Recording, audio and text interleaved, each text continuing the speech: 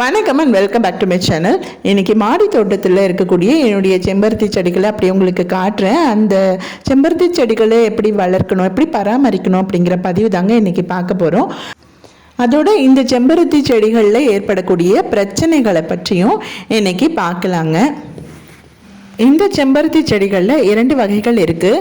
அதாவது ஹைப்ரிட் அப்படின்னு சொல்லக்கூடிய வகையும் நாட்டு செம்பருத்தி வகையும் இருக்குங்க. நாட்டு செம்பருத்தியிலேயே ஒற்றை செம்பருத்தி இருக்கு இல்லைங்களா, அதை தங்க புஷ்பம் அப்படின்னு இயற்கை மருத்துவத்தில் சொல்கிறாங்கங்க. இதில் 2 வகை இருக்குது. நாட்டு செம்பருத்தியிலேயே ஒற்றை செம்பருத்தியும் இருக்குது, அடுக்கு செம்பருத்தி வகைகளும் இருக்குங்க.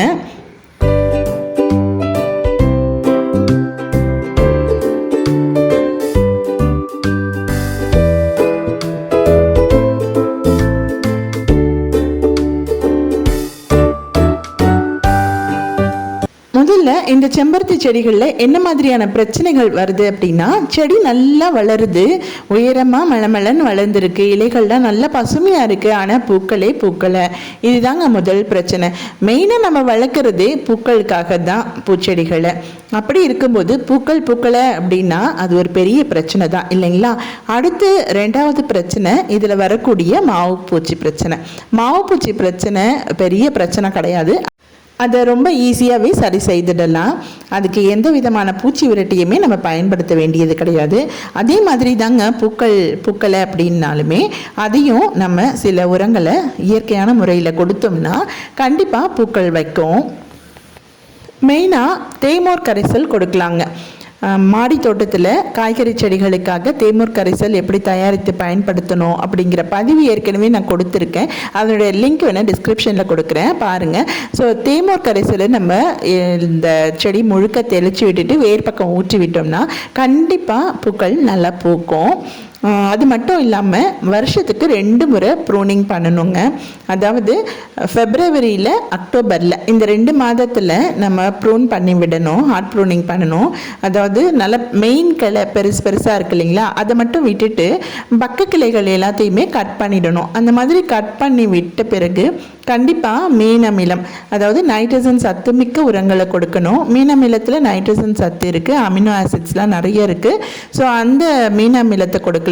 அப்படி இல்லாட்டி ஆட்டுச்சாண எரு, மாட்டுச்சாண எரு இதெல்லாம் கொடுக்கலாங்க. இந்த மாதிரி நம்ம கொடுக்கும்போது மீண்டும் நல்லா தழைச்சி வளரும், கண்டிப்பாக பூ வைக்கும்.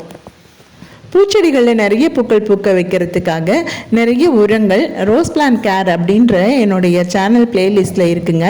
அந்த உரங்களையுமே நீங்கள் இந்த செம்பருத்தி செடிகளுக்கு பயன்படுத்திக்கலாம். நீங்கள் பிளேலிஸ்ட்டில் செக் பண்ணுங்கள். அப்படி இல்லாட்டி அதனுடைய லிங்க்கு டிஸ்கிரிப்ஷன்லேயும் கொடுக்குறேன், பாருங்களேன். ரொம்ப ஈஸியான உரங்கள் தான். வாழைப்பழத்தோல் கரைசல் அந்த மாதிரியானது தான், கொட்டைகள் அதெல்லாம் வச்சு தயாரிக்கக்கூடிய ஈஸியான உரங்கள் தான். அதெல்லாம் நீங்கள் கொடுக்கலாம். மாதத்துக்கு ஒரு முறை மண்புழு உரம் கூட கொடுக்கலாங்க. இல்லாட்டி காய்கறி கம்போஸ்ட் கூட கொடுத்துட்டு வரலாம். அந்த மாதிரியெல்லாம் நம்ம செய்யும்போது கண்டிப்பாக சத்து பற்றாக்குறை இருந்தால் அது நீங்கி நிறைய பூக்கள் கட்டாயம் பூக்கும். அடுத்து இந்த செம்பருத்தி செடியில் வரக்கூடிய முக்கியமான ஒரு பிரச்சனை மாவுப்பூச்சி பிரச்சனை. அந்த மாவுப்பூச்சி பிரச்சனை வந்ததுன்னா ஈஸியாக கண்டுபிடிக்கலாங்க. பெரும்பாலும் நுனிகளில் தான் அந்த பிரச்சனை வரும். மாவுப்பூச்சி அந்த இடத்துல உட்காந்துட்டு தான் சாறுகளை உறிஞ்சிரும். ஸோ அந்த இடமே சுருங்கின மாதிரி ஆகிடும். பூக்கள்லாம் அந்த டைமில் கம்மியாயிரும். சில நேரம் பூக்களே பூக்காது, ஸ்டாப் ஆகிடும். ஸோ அந்த பிரச்சனை இருக்கா அப்படிங்கிறத நம்ம ரெகுலராக வாட்ச் பண்ணி தான் கண்டுபிடிக்க முடியும். ஸோ தண்ணி விடும்போது ரெகுலராக செக் பண்ணணுங்க. அந்த மாதிரி மாவுப்பூச்சி பிரச்சனை இருந்ததுன்னா நல்ல தண்ணியை மட்டுமே வேகமாக ஸ்ப்ரே பண்ணாலே அந்த பூச்சிகள்லாம் அந்த இடத்த விட்டு போயிடும். அப்படியும் ஒட்டிகிட்டு இருக்கிற சில மாவுப்பூச்சிகளை நம்ம கையாலேயோ இல்லை ஏதாவது ஒரு ப்ரஷ் சாஃப்டான ஒரு டூலை வச்சு அந்த இடத்த நம்ம க்ளீன் பண்ணி விட்டு தண்ணி அடித்து விட்டாலே அது சரியாயிருங்க. சில நேரம் மாவுப்பூச்சியினுடைய பிரச்சனை கண்ட்ரோல் பண்ண முடியாத அளவுக்கு ஆயிடுச்சு அப்படின்னா எந்தெந்த கிளைகள் எல்லாம் மாவுப்பூச்சி நிறைய அட்டாக் பண்ணியிருக்கோ அந்த கிளைகளை வெட்டி விடுறது ரொம்ப நல்லது. அந்த மாதிரி செய்துட்டோம்னா அடுத்து வரக்கூடிய புதிய கிளைகள்லாம் நல்லா அந்த பூச்சி பிரச்சனை இல்லாமல் நல்லபடியாக வளரும். ஸோ அதையுமே நீங்கள் ட்ரை பண்ணலாங்க. மீன் அமிலம் எப்படி தயாரிக்கணும், அதுக்கப்புறம் 2 வகையான தேமூர் கரைசல்களை எப்படி தயாரித்து பயன்படுத்தணும் அப்படிங்கிற பதிவுலாம் ஏற்கனவே சேனலில் கொடுத்துருக்கேன். அதனுடைய லிங்க்குமே டிஸ்கிரிப்ஷனில் கொடுக்குறேன், தேவைப்படுறவங்க செக் பண்ணி பாருங்கள். இந்த நாட்டு செம்பருத்தி பூ நம்முடைய சருமத்திற்கும் இதயத்திற்கும் ரொம்ப நல்லதுங்க. ரத்தத்தை சுத்தம் செய்யக்கூடிய சக்தி இந்த செம்பருத்தி பூவுக்கு இருக்குங்க. இந்த ஒற்றை செம்பருத்தி என்னுடைய தோட்டத்தில் வச்சுருக்கேன். இப்போ தான் ரீசெண்டாக தான் வாங்கிட்டு வந்து வச்சேன். இதில் இப்போ பூக்கள் பூக்க ஆரம்பிச்சிருக்கு. நான் மாடிக்கு வந்தேன்னா வெறும் வயிற்றிலேயே இதை பறித்து அப்படியே இதனுடைய இதழ்களை சாப்பிட்டுருவேன். எந்த விதமான ஒரு டேஸ்ட்டுமே இருக்காது.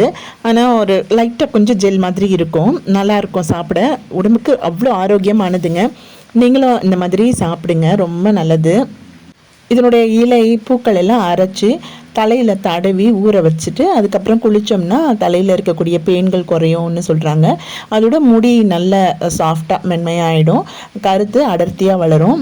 அதோட இந்த பூ இதயத்துக்கும் ரொம்ப நல்லதுன்னு சொல்கிறாங்க. இந்த வீடியோ உங்களுக்கு பிடிச்சிருந்தா லைக் பண்ணுங்கள், ஷேர் பண்ணுங்கள், கமெண்ட் பண்ணுங்கள். என்னுடைய சேனலை இன்னும் சப்ஸ்கிரைப் பண்ணலை அப்படின்னா சப்ஸ்கிரைப் பண்ணிக்கோங்க. மேலும் ஒரு பதிவில் உங்களை சந்திக்கிறேன். நன்றி, வணக்கம்.